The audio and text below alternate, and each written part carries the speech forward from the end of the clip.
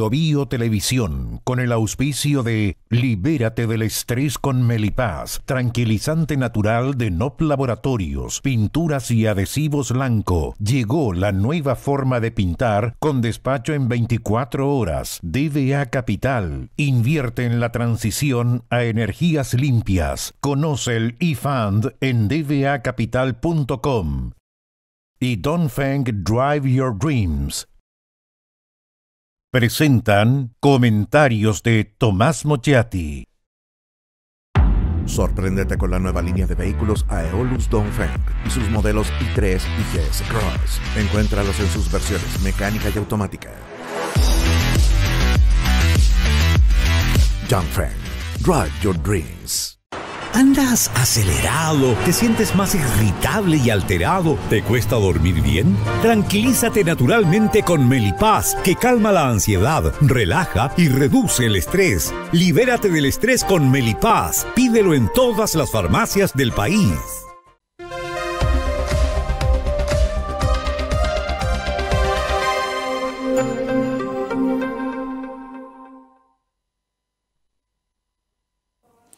Santiago está repleto de rumores, de cuchicheos, de conversaciones susurradas. Estamos hablando por teléfono. Mira, prefiero llamarte por WhatsApp. Se dice muy a menudo. Está el temor de ser escuchado, de ser espiado, de ser hurgado. Hay revisión del propio WhatsApp. No vaya a haber algo inconveniente en mi celular. Hay una búsqueda de informáticos, de gente que sepa de ese asunto de borrar todo. Lo que está en el teléfono y lo que está ya en la nube, eso que queda ahí en lugares ignotos de respaldo. Muchos hablan de la nube sin tener idea de lo que es, salvo de eso inasible, casi celestial, en que todo queda registrado y que podría caer en manos de un fiscal o de un periodista. ¿Hay programas que permiten borrar todo?, se preguntan. ¿Y los programas que tiene la PDI con ese sistema no funcionan? ¿Cómo lo hizo el fiscal Carlos Palma, que borró su WhatsApp? ¿Puedes conseguir el dato? ¿Quién está filtrando los mensajes de Luis Hermosilla, convirtiendo en una especie de niños símbolos del tráfico de influencia y de la corrupción? ¿Son los fiscales? Alguien comenta que hay distintas extracciones del fiscal de Hermosilla, que la fiscalía no tiene todos los mensajes que circulan. Entonces la filtración no viene de la fiscalía, sino de otros. O también de la Fiscalía y también de sectores políticos para apuntalar sus propias posiciones, debilitando al adversario. ¿Es verdad que Luis Hermosilla filtró todo para que ya que lo liquidaron a él, con él se vayan al infierno varios, porque ahí solo yo no me voy? ¿Y es verdad que selectivamente irán cayendo uno a uno, elegidos con pinza, con publicaciones fríamente calculadas, para que la erosión sea progresiva y lenta, destructora, demoledora? Porque, dicen, este era un sistema donde para estar había que meterse en él, por lo que ahora algunos rasgas vestiduras, esos mismos que profitaron y profitan de eso. Entonces, si quieren que yo me vaya solo al infierno, no me voy solo, me voy con todos ellos. Porque si me voy solo sería injusto. Porque si quieren limpiar, limpiemos en serio, muy en serio. Y algunos dirán que si caen un par de ministros de la Corte Suprema, y se cambia el sistema dando más poder a los políticos para el nombramiento de jueces, esa sería la gloria de Giovanni Tomasi de Lampedusa. Ese señor que creó ese de que todo cambia para que nada cambie. O sea, el acto sacrificial de algunos para dar la imagen que todo cambió, para que todo permanezca exactamente igual. O sea, el acto supremo del cinismo político. Muchos, en esta desesperación por revisar sus correos electrónicos y mientras revisan sus WhatsApp, se preguntan si es tan absoluto esta lucha del bien contra el mal y el mal contra el bien. Antiguamente se consideraba el mal a los pecados capitales y el bien virtudes como la humildad, la generosidad, la paciencia, la templanza, la caridad y varias más. El Papa Gregorio Magno, en el siglo IV después de Cristo, el mismo de los cantos gregorianos, ¿no? Hizo una lista de los vicios del mal. En la película Il Divo, una película sobre Giulio Andreotti, hay un monólogo notable. Y entonces estaba este monólogo del actor que hace Giulio Andreotti, que decía lo siguiente pensando en su esposa: esos ojos inmensos y limpios no sabían, no saben ni sabrán. No tienen idea de los hechos que el poder debe cometer para asegurar el bienestar y el desarrollo del país. Por demasiado tiempo ese poder fui yo, la monstruosa e impronunciable contradicción: perpetuar el mal para garantizar el bien. Algunos, muchos, son unos simples aprovechadores, unos estafadores, unos defraudadores, y hay otros que creen que todo esto se debe permitir para que las instituciones funcionen, que es el precio a pagar. Perdone usted que yo le repita lo mismo. Hay que mirar para el lado cuando las personas se hacen ricas siendo dueños de universidades, pese a que son instituciones sin fines de lucro. O sea, ¿permitir eso para lograr el bien? ¿O había que tolerar el sobresueldo en billetes a ministros y subsecretarios? Y cuando se descubrieron que recibían fajos de billetes de sobresueldos, se dijo además que eso no tributaba, mientras con voz tonante quien gobernaba decía que había que dejar que las instituciones funcionen. ¿Se acuerda usted? O cuando se hacían licitaciones falsas, en el caso Bobcate, porque nos dijeron era la manera de licitar la infraestructura del país. Es lo que ocurrió con el financiamiento ilegal de la política, en que institucionalmente toda investigación se detuvo, institucionalmente, desde la presidenta Bachelet para abajo, porque había un bien mayor, que era proteger el sistema. En ese tiempo, un diputado manifestó horror y se entendió que jamás comulgaría con eso. Pero hoy no solo gobierna, y gobierna con los que criticaba, sino que es uno de los mayores autores de eso, con uno de los mayores autores de esos financiamientos, le ha prolongado su concesión en el litio por otros 30 años, explicándonos ahora el presidente y su gente que esto es lo mejor que permite el sistema. Y de paso blanqueando el otro sistema, que fueron las privatizaciones del general Pinochet, pero es el mismo que acaba una vez más de acusar a su dictadura y sus crímenes este 11 de septiembre recién pasado. Se da cuenta de todas las contradicciones y se da cuenta que el sistema se autoprotege, incorporando a personas que lo criticaron porque ya están dentro. ¿En quién creer? ¿A quién recurrir? ¿Es verdad que hay que someterse al mal para lograr cierto bien? ¿O es simplemente la actitud acomodaticia y cobarde de tantos? ¿Es solo la actitud de la clase gobernante o también ocurre en el pequeño espacio que ocupa cada uno de nosotros? ¿Ahí también ocurre? Yo creo que no cabe la menor duda de que el país vive una decadencia. Es un asunto demasiado evidente y vive una decadencia en medio de la corrupción. La caída es institucional, es de la dirigencia política, de la dirigencia empresarial. Es una decadencia social, el país se está empobreciendo en forma clara, es una decadencia económica, o sea, es una crisis sistémica. Nunca fuimos un país desarrollado, pero el pequeño rigor, al menos el intento de hacer las cosas bien, eso de que podía haber consecuencias si se hacían mal, se perdió. El pequeño, modesto, gris, aburrido orden chileno, que era notable frente al resto de Latinoamérica, se abandonó. El pequeño consenso sobre cuestiones mínimas de convivencia, en materias normativas y de ciertos objetivos comunes, se esfumó. Reitero, la crisis es sistémica. Que los últimos comandantes en jefe del ejército, los últimos directores de carabineros, los últimos jefes de la policía de investigaciones estén o hayan estado sometidos a juicios criminales es una prueba más de que este es un sistema que está colapsando. Hace años en Radio Bio Bio hemos denunciado a los operadores judiciales, a Eugenio González, al que le dicen el pingüino, y a John del Campo,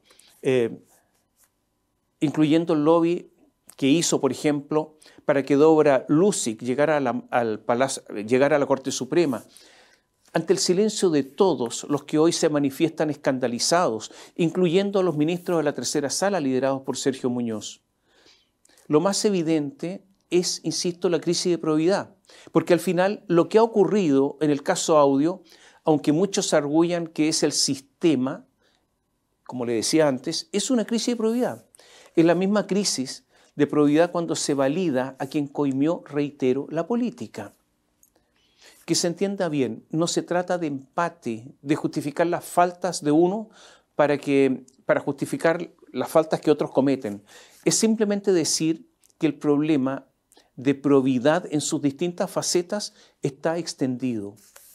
Es posible que Luis Hermosilla haya decidido, como les decía, visitar a Lucifer, pero acompañado, o sea, caer al infierno, pero me voy con varios. Si esto es lo que quieren, nos vamos todos juntos a las tinieblas, y como palitroques van a ir cayendo uno a uno. Como alguien que practica el tiro al blanco y con buena puntería abate a un pichón tras otro. Si hay una institución que irroga inmanencia, esa es el Poder Judicial, con ese edificio enorme, con esa distancia de los magistrados, con esa burocracia, con sus pronunciamientos definitivos, con eso que llama ni más ni menos que la facultad de imperio, eso que viene de Roma, que es la facultad de imponer, incluso por la fuerza, sus decisiones a los demás. Esto es lo que se está desmoronando y esta es la magnitud del terremoto. Hasta ahora, la niña símbolo del remesón es Ángela Vivanco y el niño símbolo es Luis Hermosilla, pero están temblando varios más. Como en el ajedrez, Vivanco está en una posición absolutamente perdedora. Yo diría mejor, que está perdida. Hay algunas voces que indican que estaría dispuesta a renunciar a la Corte Suprema a cambio de que no haya una acusación constitucional en contra de ella. Y así enfrentar solo la investigación penal donde dicen podría salvarse. De que puede ser formalizada en algún momento, yo creo que no cabe duda, y con alguna medida cautelar encima por lo demás. La magnitud de su caída se evidenció en su visita a su alma mater, la Facultad de Derecho de la Universidad Católica. El 11 de julio pasado fue ovacionada ahí mismo, en su Facultad de Derecho, por 220 personas al celebrar sus 40 años de docencia. Y ahí estaban aplaudiéndola el ministro del Tribunal Constitucional Miguel Ángel Fernández, el ex subsecretario de la Secretaría General de la Presidencia, bajo Piñera, Máximo Pavés, el abogado Juan Esteban Montero, el ex fiscal metropolitano Oriente, Manuel Guerra, el vicepresidente del Senado, Matías Walker, los ministros de la Corte Suprema, Sergio Muñoz y Diego Simpertigui, el ministro de la Corte de Apelaciones de Santiago, Antonio Ulloa, y muchos más, todos aplaudiendo. Esta semana, 2 meses después, casi, acompañó a su hija que se sometería al examen de grado y quiso aprovechar de pasar a su oficina. Intentó, la puerta no se abrió. Entonces fue donde la secretaria a pedir ayuda. Y la secretaria le dijo, señora Ángela, yo no le puedo abrir la puerta porque me retiraron la llave, me la sacaron, se la llevaron, la llave que yo tenía. Y también se la sacaron a la persona de la limpieza. 3 días antes, el Consejo de la Facultad de Derecho de la Universidad Católica la había suspendido de sus funciones. Como Vivanco no podía entrar a su oficina, enojada, pidió explicaciones de esta prohibición. Y se las dio, las explicaciones, la vicedecana Carmen Elena Domínguez. Había sido la fiscal Carmen Gloria Wittberg, que está investigando a Vivanco, quien, previa autorización del Tribunal de Garantía, había ordenado resguardar la oficina con el computador que se encontraba en su interior. Ángela Vivanco estaba enojada. La verdad es que lo que le embargaba era la ira. La vicedecana Domínguez dejaba traslucir sus nervios, se arropó con el secretario académico Cristian Villalonga y con José Miguel Burmeister para contener a Ángela. Vivanco, Ángela, exigió ver el oficio de la Fiscalía que le impedía entrar a su oficina. porque además le iban a incautar su PC, su computador. Le dijeron que no podían mostrarle el oficio, porque el oficio tenía algo que decía reservado. Era casi imposible, pero incluso se enojó más. Y luego, resignada, tuvo que esperar el buen resultado de su hija en el examen en la oficina de su exmarido, Raúl Madrid, para luego retirarse. Después llegaría Carabineros y se llevaría el computador de Ángela Vivanco. Y ahora ella puede entrar a la oficina. Pero todo esto demuestra su enorme caída en solo 2 meses. Vivanco, durante esta semana, pidió 3 cosas a la Corte Suprema, a sus pares: que se le entregue copia del expediente de la Comisión de Ética, que se anule la petición del presidente de la Corte Suprema al fiscal nacional Ángel Valencia para que el Ministerio Público entregue los chats de Luis Hermosilla a la Corte y que se amplíe el plazo para defenderse ante el tribunal, ante la Corte, pasando de 20 días corridos a 20 días hábiles. 3 peticiones y 3 veces la Corte le dijo a Vivanco que no. No. Fue una derrota en toda la línea. Es posible que la negativa a que ella tenga acceso al expediente sea uno de los asuntos más graves, porque independientemente de las eventuales responsabilidades de Vivanco, el debido proceso, la efectiva bilateralidad de la audiencia, el derecho a conocer los fundamentos de los cargos que se le imputan, podrían llevarla a recurrir a la Corte Interamericana de Justicia. Pero, ¿de qué se acusa a Ángela Vivanco? Primero, de interferir en el último proceso de designación del fiscal nacional y en los nombramientos de conservador de bienes raíces de Viña del Mar y Concón. 2. De irregularidades cometidas en la tramitación y conocimiento en las causas de una empresa bielorrusa con Codelco. 3. De la intervención en nombramientos de ministros de Corte en coordinación con el abogado Luis Hermosilla. 4. De la intromisión en causas en tramitación y en la integración de salas de Corte Suprema en coordinación con Luis Hermosilla. 5. De la entrega de información acerca de las causas relacionadas con miembros de Carabineros y de las Fuerzas Armadas, de conocimiento de su sala, la tercera sala que ella integra, antes de la firma de la sentencia y su notificación, y efectuar recomendaciones procesales a Luis Hermosilla. Hay algo que usted tiene que observar, porque convenientemente no se le acusa del lobby para obtener su nombramiento como ministra de la Corte Suprema. De eso no se dice nada. Pero hay que recordar que la ministra María Teresa Letelier, cuando salió a la luz pública el lobby para su nombramiento, en un pleno de la Corte Suprema y mirando a los ojos a cada uno de sus colegas, les dijo en un tono entre la advertencia y la amenaza: ninguno de nosotros ha sido nombrado en el cargo por obra y gracia del Espíritu Santo. O sea, todos ustedes hicieron lobby, todos ustedes negociaron, todos tienen padrinos y todos deben favores. Y ahora se entiende por qué no se incluyó esto del lobby para su propio nombramiento en las acusaciones de Vivanco, porque abriría aún más la caja de Pandora. Ángela Vivanco tiene personalidad, es dura, va a dar la pelea, a menos que no la acusen constitucionalmente.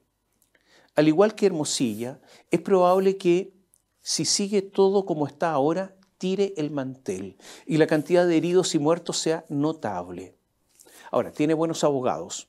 Juan Carlos Manríquez es un abogado de pelea y es un abogado hábil. Fíjense, le voy a dar una prueba de su habilidad. El abogado Ángela Vivanco, Juan Carlos Manríquez, es abogado de Daniel Jadue.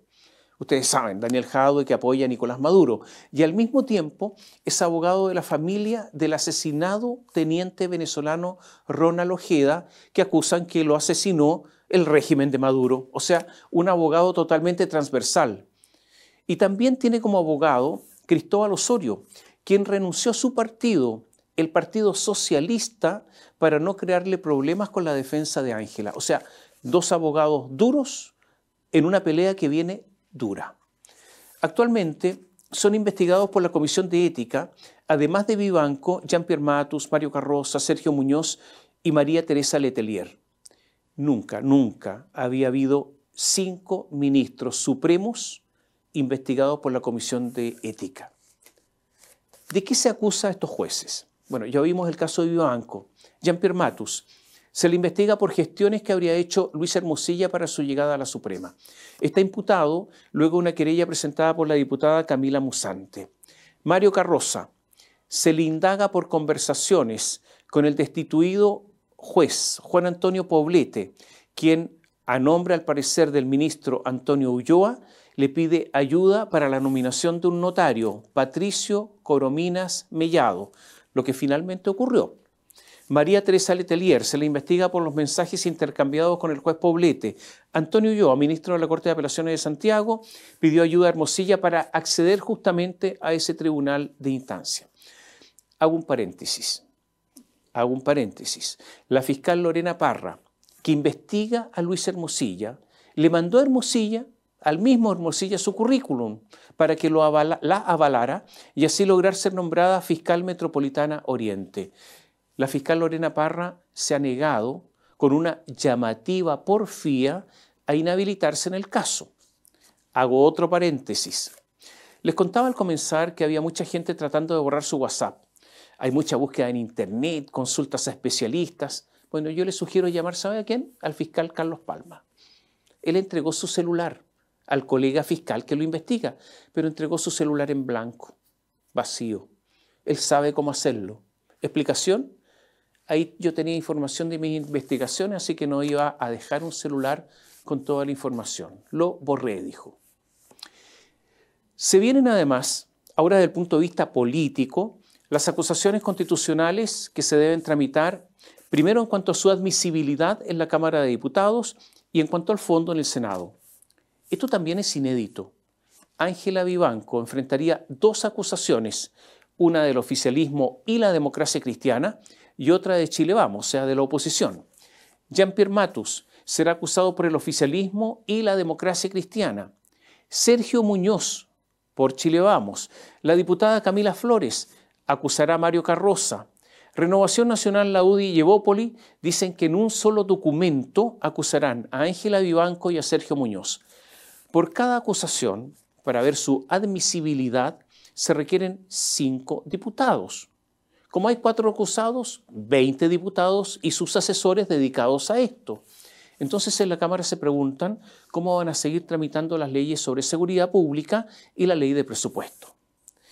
A Sergio Muñoz, que es el ministro más poderoso de la Corte Suprema, se le acusa de entregar información privilegiada a una causa que se tramitaba en la sala que él presidía, ni más ni menos que a su hija, a Graciel Muñoz, respecto de una inmobiliaria que se llama Fundamenta. La hija de Muñoz tiene un patrimonio muy grande, tiene 18 inmuebles. Todo esto es muy grave. Por otra parte, luego de una investigación de Radio Bio Bio de hace más de un año, dimos a conocer que justamente la hija de Sergio Muñoz, la jueza Graciel Muñoz, pidió permiso para trabajar telemáticamente desde su casa porque dijo tenía que cuidar a su madre. Pero mintió. Se fue a trabajar a Italia, engañando a medio mundo, salvo a su padre, ya que vive con él, y firmando sus resoluciones diciendo Santiago, pongo cualquier fecha, 25 de agosto. Decía Santiago, no decía Roma, Venecia, donde se encontraba, o Génova. Se conectaba a sus audiencias de forma telemática sin advertir a los intervinientes que estaba fuera de las jurisdicciones o de su jurisdicción y mucho menos fuera del país. Muchas veces hemos dicho que a nuestro juicio Graciel Muñoz cometió delito.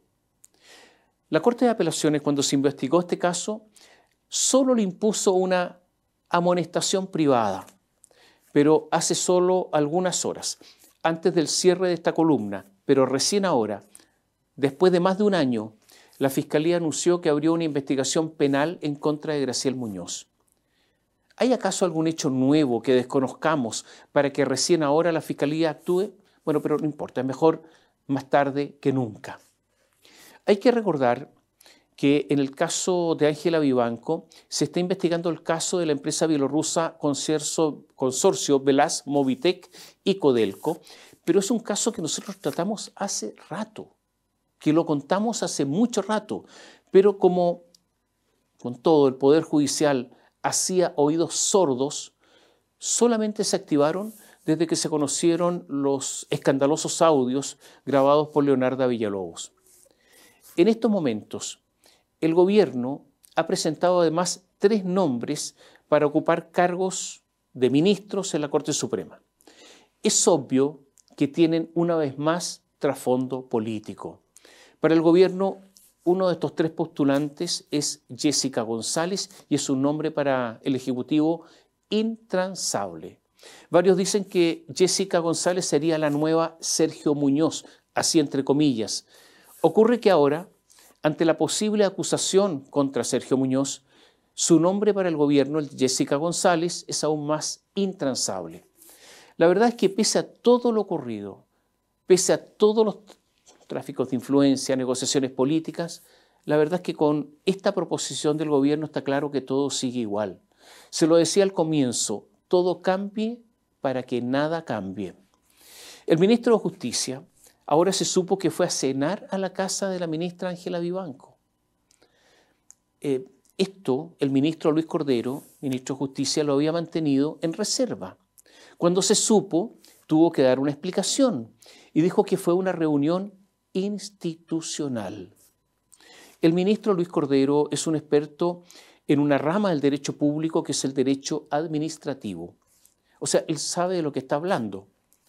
No tengo idea en qué manual leyó que las reuniones institucionales son nocturnas, en un inmueble que nada tiene que ver con las instituciones, pagada por la contraparte. Yo encuentro bien raro este ministro. Pregunta para Cordero, para el ministro de Justicia. ¿De qué hablaron? Sí, ¿nos puede informar, por favor, ministro, de qué hablaron?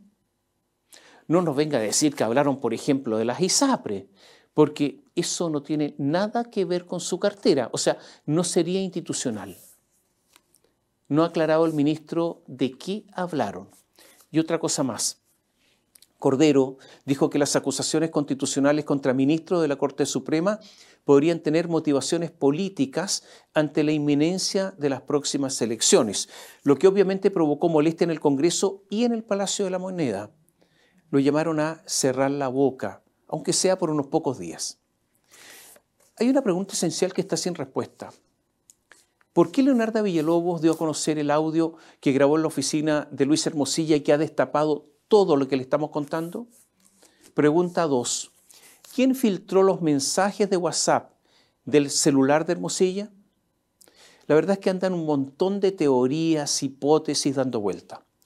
Por ejemplo, algunos dicen que se filtró todo esto de Carabineros, me refiero a los WhatsApp de Hermosilla, se filtró de Carabineros por venganza en contra del fiscal de Aysén, Carlos Palma, o sea, una venganza porque él investigó el caso de la operación Huracán de la Policía Uniformada y que finalmente esto se desbordó. Otra tesis, Hermosilla filtra todo para no caer solo, sino, como se los decía recién, con todos los posibles involucrados, los que serían, según él, unos hipócritas que conociendo y sirviéndose del sistema, hoy rasgan vestiduras. Otra hipótesis. Esta es una delicada y espectacular operación de la izquierda que, habiendo perdido el plebiscito y el control de la agenda, coloca ahora con todos estos audios contra la pared a la derecha. Ocurre que los abogados de Rodrigo Toppelberg, quien ha sido el que dio a conocer los audios de Hermosilla, son Alejandro Aguad y Miguel Antonio Schurman, relacionados con el Frente Amplio. Schurman es abogado de Iracy Hasler y de Giorgio Jackson. Algunos dicen que si estuviera vivo, Sebastián Piñera estaría contra las cuerdas del ring, porque estaría muy complicado si se hubiese sabido todo esto y él estando vivo. Y su sucesor, la persona más destacada del piñerismo, que es Andrés Chadwick, está efectivamente contra las cuerdas. Ha emitido en este tiempo 2 declaraciones Chadwick. Una, para aclarar la causa de haber recibido 190 millones de pesos de Luis Hermosilla. Dice Chadwick que le prestaba a Hermosilla servicios profesionales, aunque no se sabe específicamente qué servicios. La segunda declaración se refiere a una curiosa llamada que hizo Chadwick a la Comisión para el Mercado Financiero. No llamó a cualquier funcionario, sino que directamente a Augusto Iglesias, que forma parte de la comisión, es un comisionado, y quien fuera subsecretario de Previsión Social bajo Sebastián Piñera y nombrado por él además en la comisión. La llamada la hacía por el caso de la corredora STF de Ariel y Daniel Sauer, corredora que estaba repleta de irregularidades, tantas irregularidades que ya no existe, que fue cerrada. La versión de Chadwick es que quería preguntar por aspectos regulatorios, pero falta la versión de la comisión. Esta es solo la versión de Chadwick. La pregunta es ¿por qué preguntaba por esa corredora de los Sauer? Hay que recordar además que su defensa ante la acusación constitucional que enfrentó bajo Piñera fue en parte financiada por los Sauer y después, dice él, les devolvió la plata.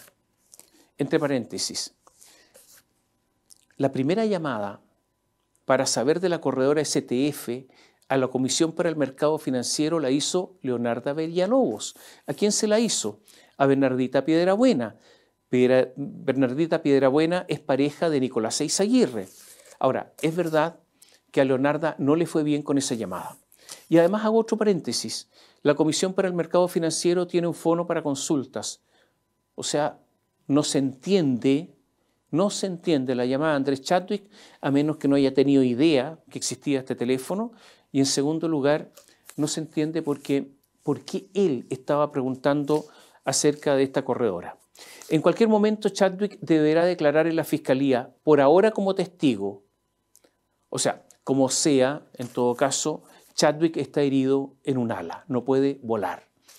El ministro de la Vivienda de Sebastián Piñera, Felipe Ward, está acusado de apurar la tramitación de un millonario proyecto llamado Parque Capital de los amigos y además socios, porque hacían negocios, de los hermanos Sauer, que son los hermanos Antonio y Álvaro Jalaf, del grupo Patio.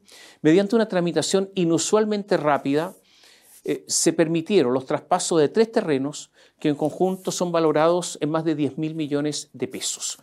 El Ceremi de la época, Manuel José Errázuriz, confirmó a CIPER que recibió presiones desde el gabinete del entonces ministro de Vivienda, Felipe Ward, para apurar la solicitud respecto de estos terrenos de parte de Luis Hermosilla.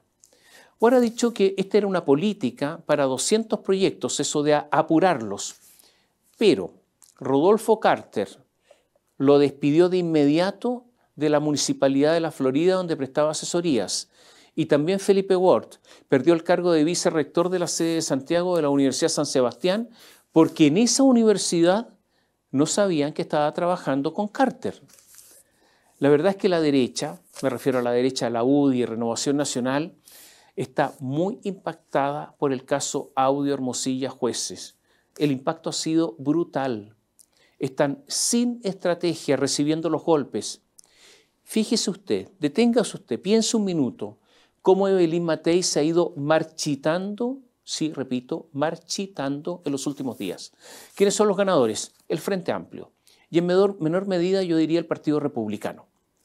No hay que olvidar algo, y es que en medio de la crisis del Poder Judicial hay algo que se ha olvidado, que es la enorme cantidad de facturas falsas a que dio origen todo esto, en una actividad a gran escala de estafas a inversionistas.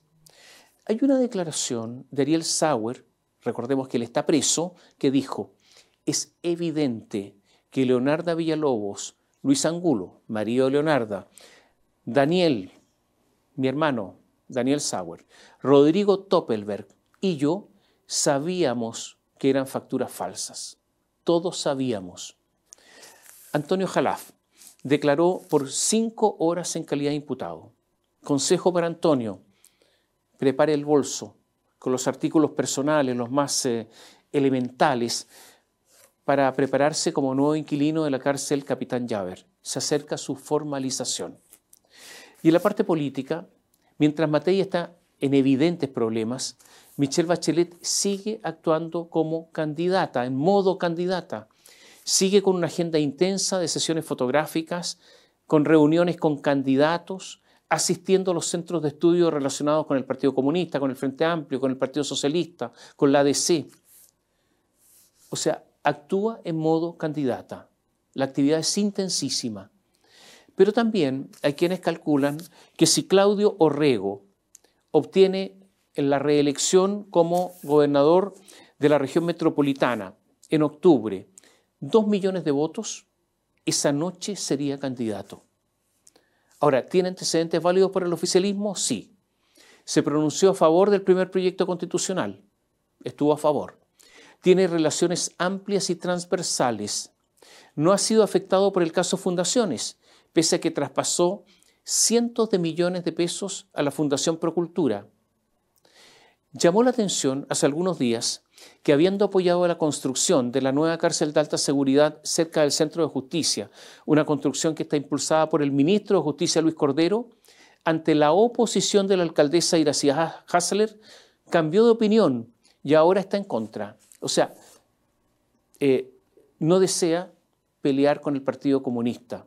Y una simple cárcel no vale la elección.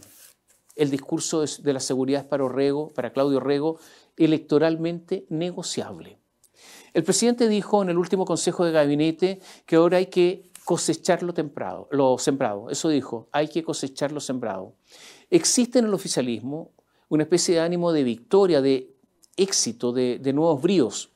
La aprobación del presidente Gabriel Boric es alta en comparación con otros presidentes a estas alturas, y la convicción de que la derrota del plebiscito del 4 de septiembre de 2022 es algo reversible, le da al oficialismo una sensación de que la batalla se está todavía librando. En el gobierno, desde Gabriel Boric hacia abajo, no hay ninguna renuncia a sus convicciones originales, ninguna. ¿Qué dijo el presidente Boric?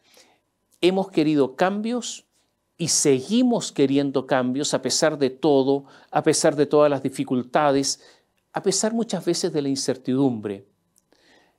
Queremos cambios graduales, pero cambios significativos, dijo el presidente. Lo que hay es un planteamiento menos radical, pero solo eso, el planteamiento.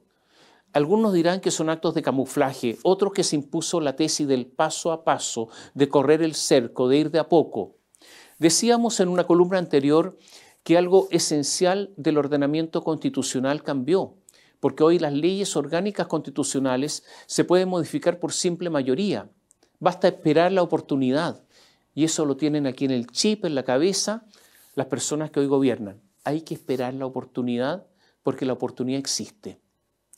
Porque, por ejemplo, ahora dominan el Tribunal Constitucional y esperan dominar ampliamente la Corte Suprema. O sea, hay una política de copamiento. El presidente ha dicho que todas las demandas de 2019 están pendientes. La presidenta del Partido Socialista, Paulina Bodanovich, ha dicho que se necesita un cambio constitucional y abrió de nuevo el debate sobre la vigencia de la Carta Fundamental.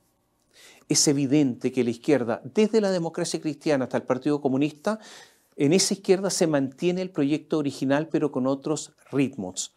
O sea, el país sigue estando dividido. Pero esta división es en medio de una creciente pobreza. Lo comentábamos en la columna anterior. El golpe que significó el último informe de política monetaria, el IPOM del Banco Central, es brutal. Hace 10 años que estamos creciendo poco.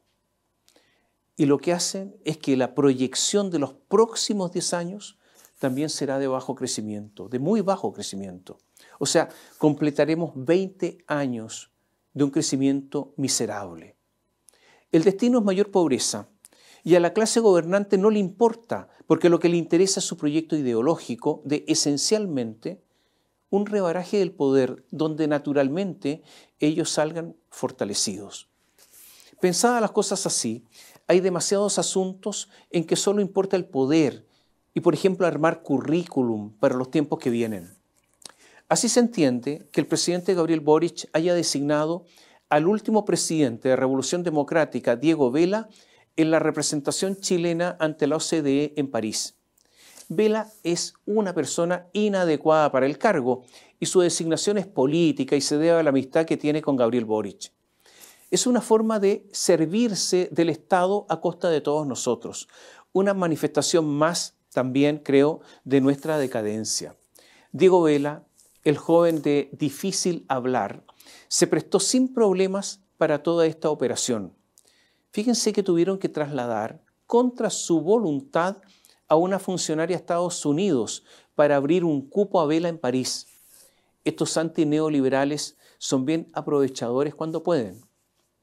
Es como cuando Francisco Vidal, que es el presidente del directorio de Televisión Nacional, como una especie de pistolero, amenaza, pone la pistola encima de la mesa, ¿no?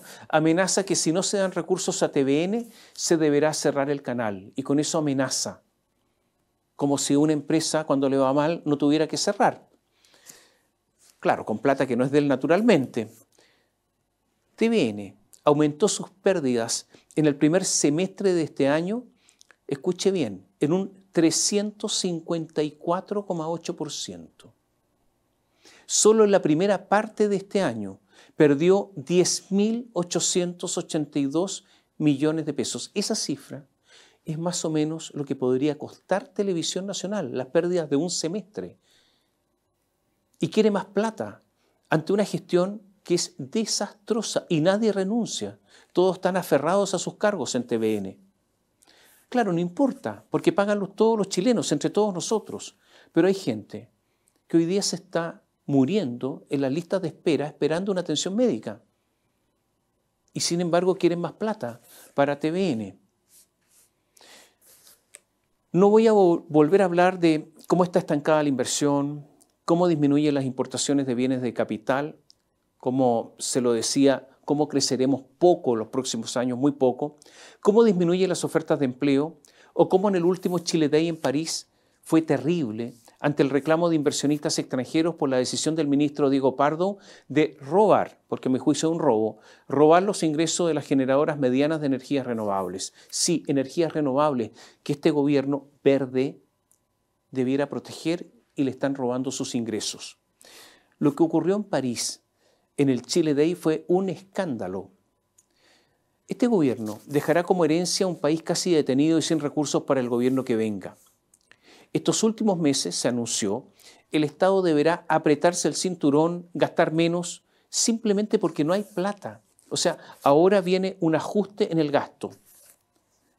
Nosotros estamos detenidos mientras otros avanzan. Le voy a poner un ejemplo.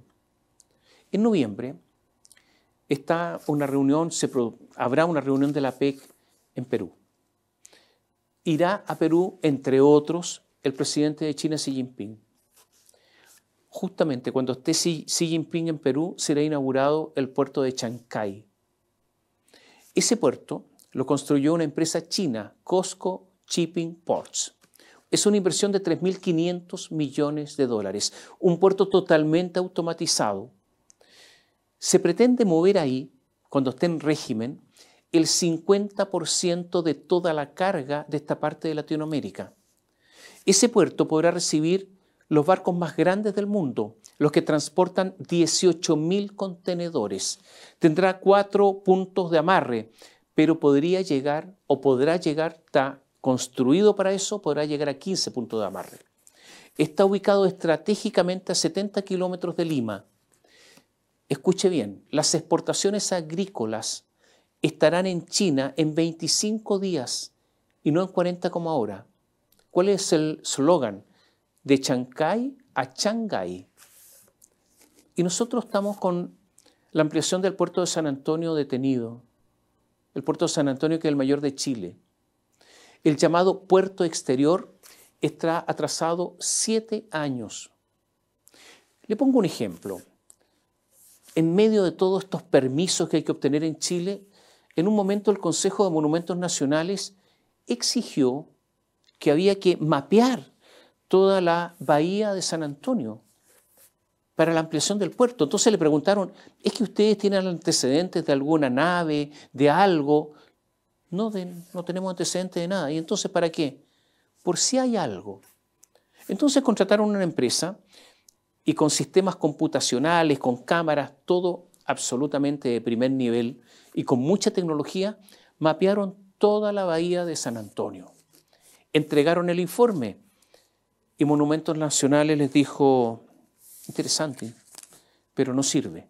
¿Cómo? Interesante, pero no sirve. No sirve. ¿Por qué? Porque nosotros exigimos que esto se haga con un buzo, un ser humano. Y el ser humano además tiene que ser arqueólogo. ¿Cómo? Hay que tener un buzo arqueólogo, sí. Eso es lo que hay que tener. Lo tuvieron que contratar. Entonces pagaron 2 veces. Imagínense cuánto se demoró. Y así mientras los peruanos construyen y construyen, nosotros estamos buscando algo que no existe. Porque una vez que hizo el trabajo el buzo arqueólogo, no encontró nada, como no habían encontrado nada todos los sistemas tecnológicos que se habían empleado antes. Y así estamos. Eduardo Alvedrapo, antiguo dirigente de la Democracia Cristiana, y que ahora dirige la parte estatal del puerto de San Antonio, dijo, mira, Chancay no es competencia para los puertos chilenos. Así de tontos estamos. Los peruanos están por redoblar la apuesta, porque están viendo la posibilidad de construir otro puerto en Arequipa, en el sur, conocido como Corío de las Américas, que superaría en tamaño y capacidad a Chancay. Y también están pensando en construir un puerto en San Juan de Marcona. Es posible incluso que los buques chilenos ya no vayan a China, sino que vayan de Valparaíso, de San Antonio a Chancay, y de ahí descarguen y carguen para ir a China, y que nos quedemos con tramos cortos. Hace un tiempo, la persona encargada del puerto exterior de San Antonio dijo que pedía y pedía reuniones o una reunión con el presidente Gabriel Boric y no se la daban, porque al presidente le preocupan otras cosas. Esta es la decadencia, esta es la indolencia, esta es la progresiva pequeñez. Este es un país que se jibariza, porque la corrupción no es solo lo que ocurre en la Corte Suprema, sino que es sostener ideologías en contra de la evidencia, sin que importen los costos. Es nombrar amigos con dineros públicos en cargos internacionales. Es sostener que Chancay no es competencia para San Antonio. Los otros, los supremos, los ministros de la Corte Suprema, podrán caer como palitroques, pero estos otros, estos últimos, no.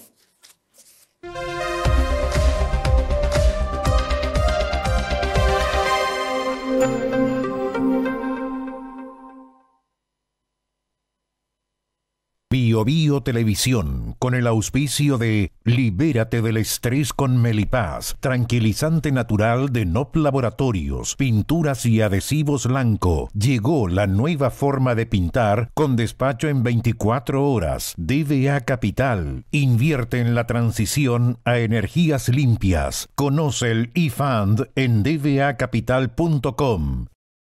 Y Dongfeng Drive Your Dreams presentaron comentarios de Tomás Mochati. Sorpréndete con la nueva línea de vehículos Aeolus Dongfeng y sus modelos i3 y GS Cross. Encuéntralos en sus versiones mecánica y automática.